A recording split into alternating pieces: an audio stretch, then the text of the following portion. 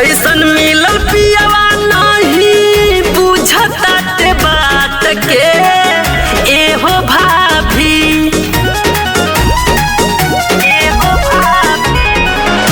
ऐसन मिलल पियवा नहीं बुझता ते बात के एहो भाभी।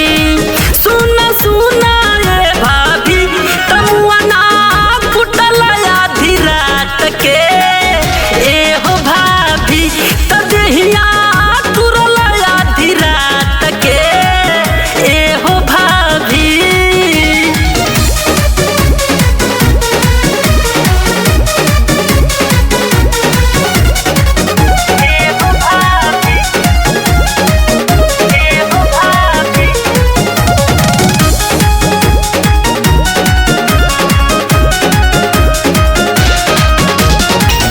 नरमी कलाई मुरलस तुरलस कंगनवा चूड़ी चली अइबे नई हरवा हमउन कास नाता तुड़ी।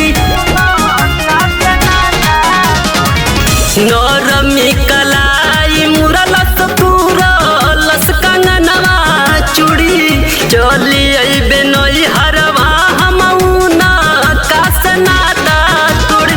ऐसन रहनिया बाटे हरदम बोलेला उ डांट के एहो भाभी।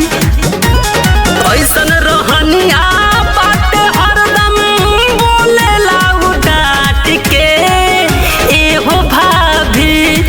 सुना सुना ए भाभी तमुआ ना फुटल आधी रात के एहो भाभी। तो देहिया तुरल आधी रात के एहो भाभी।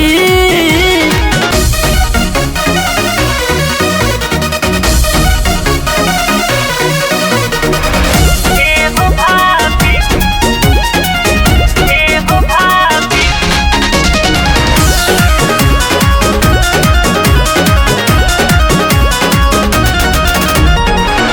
देह के दर्दिया नइखे जाला ई हरदिया से बड़ा परेशान बानी से खर चौहान पिया से। देह के दर्द